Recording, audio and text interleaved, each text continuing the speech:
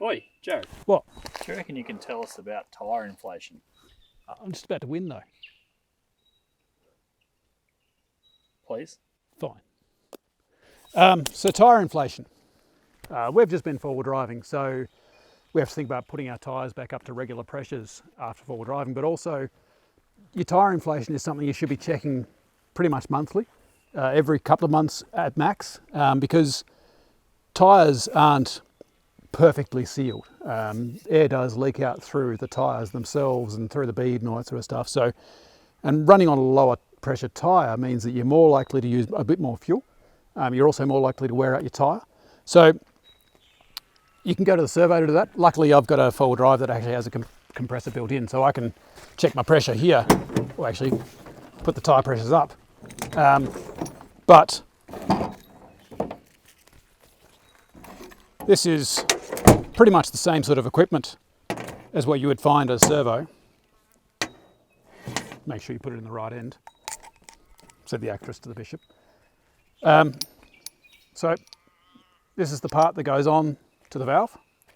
This is your dial for reading the pressure. And this is the little tool that you use for controlling how much pressure is going into the tyre.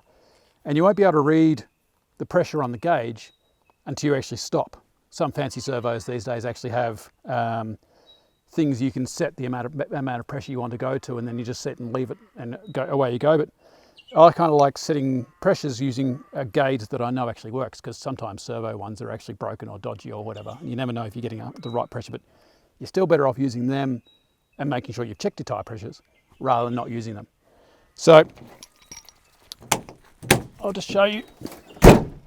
I'll plug this in, check out my fancy airport.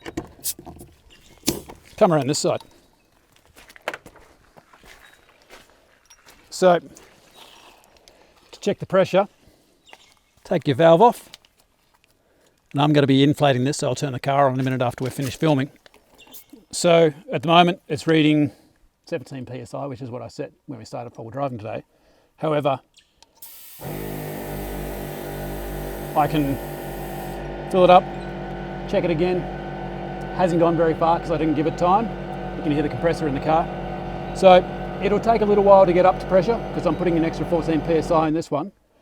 But once it's at pressure, lid back on, away you go. And that's tyre inflation. Oh, and so the question is going to be, what tyre should I inflate my tyre? What pressure should I inflate my tyres to? In your car, on either driver's side or the passenger side, there will be a tyre placard. And on that will be written the tyre pressures that you should at least start at. And once you sort of know where you're at, then you can actually tweak it up and down, or see how you feel. I run my ute, it's sort of 32, 34 psi in the back and 34 in the front, because that's where the engine is. So it's a bit lighter in the back, so a little bit less pressure to make it a bit more comfortable. But yeah, that's tyre pressures.